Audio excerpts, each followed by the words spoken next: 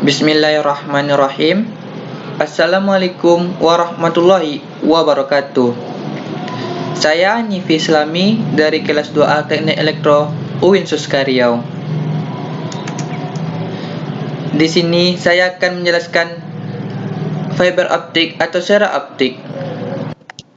Apa itu fiber optik? Fiber optik adalah suatu jenis kabel yang terbuat dari kaca atau plastik yang sangat halus dan digunakan sebagai media transmisi karena dapat mentransmisikan sinyal cahaya dari suatu lokasi ke lokasi lainnya dengan kecepatan tinggi atau maksimalnya. Ukuran dari fiber optik ini sangatlah kecil dan halus, bahkan diameternya saja hanya 120 mikrometer, bahkan lebih kecil dari helaian rambut manusia.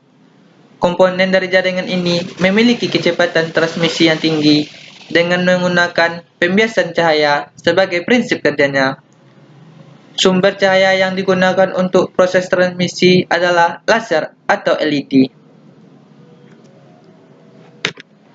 Struktur fiber optik atau komponen fiber optik. Yang pertama, bagian inti atau core. Core terbuat dari bahan kaca dengan ukuran yang sangat kecil. Semakin besar diameter fiber optik, maka semakin baik pula performanya. Yang kedua, bagian clothing. Clothing adalah pelindung yang menyelimuti bagian inti. Komponen yang terbuat dari silikon ini berfungsi untuk melindungi core dan pemandu gelombang cahaya. Yang ketiga, bagian coating. Coating adalah mantel yang terbuat dari sera optik, berbeda dari clothing dan core. Coating terbuat dari plastik dan berfungsi sebagai lapisan pelindung yang melindungi inti dan clothing dari lingkungan dan kelembapan udara pada kabel. Yang keempat adalah bagian string member atau outer jacket. Adalah bagian terluar dari fiber optik yang berfungsi untuk melindungi 3 lapisan terdalam dari gangguan fisik secara langsung. Jenis-jenis fiber optik. Jenis ini terbagi menjadi 2 bagian, yaitu yang pertama ada fiber optik single mode dan yang kedua fiber optik multimode. Apa itu fiber optik single mode? Kabel fiber optik single mode itu kabel jaringan yang memiliki transmisi tunggal, sehingga hanya bisa menyebarkan cahayanya hanya melalui satu titik dalam suatu waktu.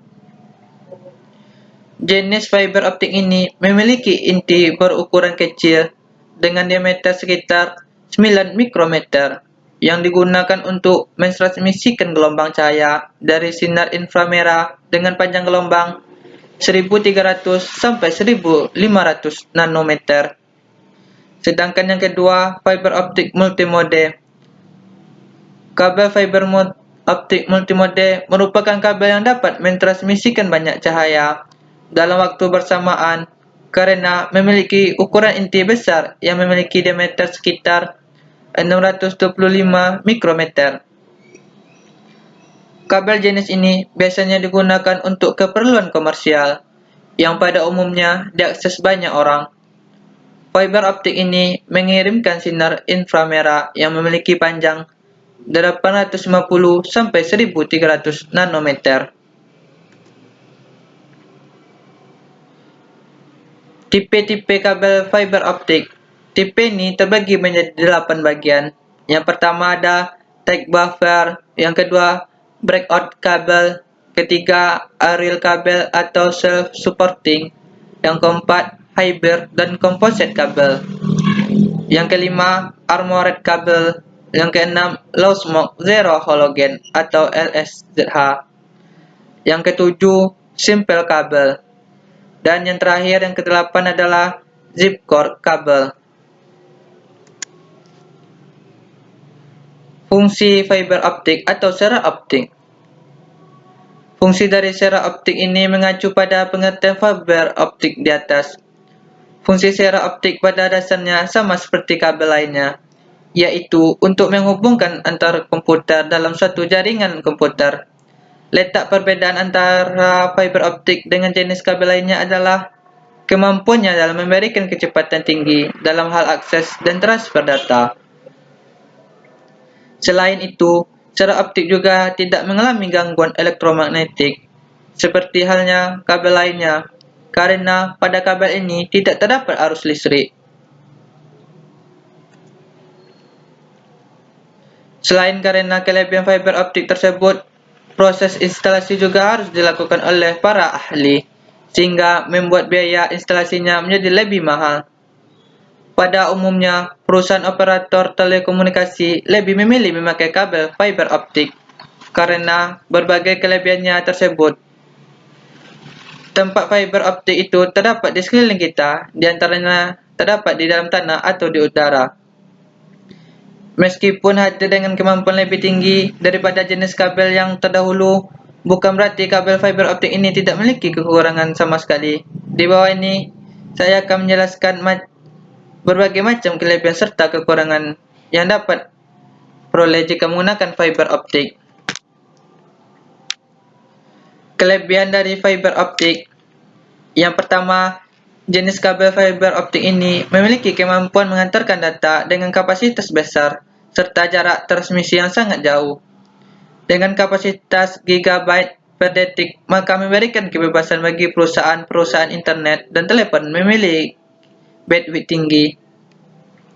Yang kedua, meskipun memiliki kemampuan yang besar, bentuk fisik dari kabel ini lebih kecil jika dibandingkan dengan jenis lainnya, karena bahannya dari serat kaca dan plastik. Hal ini memungkinkan tersedianya ruang yang cukup besar. Yang ketiga, karena tidak menggunakan arus listrik, kabel fiber optik ini bebas dari gangguan sinyal elektromagnetik, sinyal radio, serta mempunyai ketahanan yang cukup kuat, juga sehingga banyak digunakan perusahaan-perusahaan besar. Yang keempat, meskipun memiliki kecepatan akses yang tinggi, namun tetap kemungkinan hilangnya data sangatlah rendah. Jadi Anda tidak perlu mengkhawatirkan validitas data. Yang kelima, karena tidak menggunakan listrik, maka kemungkinannya adanya konsleting juga tidak akan terjadi jika dalam hal keamanan juga sangat terjamin. Sedangkan kekurangan dari kabel fiber optik ini adalah yang pertama, kekurangan terbesar dari kabel fiber optik ini adalah harganya yang cukup tinggi. Hal ini sangatlah wajar mengingat bahan-bahan yang digunakan serta pemasangannya. Oleh sebab itu, pengguna kabel jenis bukanlah sembarangan melainkan perusahaan atau penyedia jasa komunikasi yang memang menginginkan akses lebih cepat. Yang kedua, selain memakan biaya besar pada saat pemasangan, untuk perawatan fiber optik pun juga memerlukan biaya yang tidak sedikit. Melihat alat-alat yang digunakan juga tidaklah murah.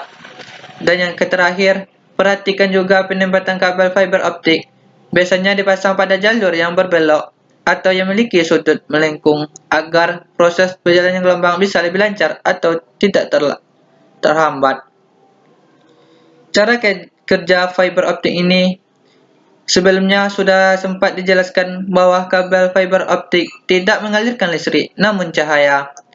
Listrik yang diperoleh dikonversi menjadi sinyal cahaya dan dialirkan antar komputer yang terhubung dalam suatu jaringan skala besar. Hal ini menjadikan kabel fiber optik sangatlah cocok digunakan pada wilayah dengan banyaknya gangguan elektromagnetik.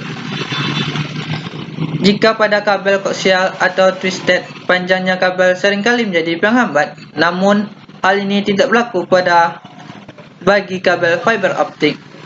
Bahan baku yang terbuat dari serat kaca murni membawa cahaya untuk mentransmisikan data secara terus-menerus tanpa menghiraukan panjangnya kabel yang digunakan. Intinya, di dalam kabel fiber optik menggunakan cara kerja dengan memanfaatkan cermin untuk menghasilkan total interval reflection atau bahasa umumnya adalah refleksi total pada bagian serat kaca.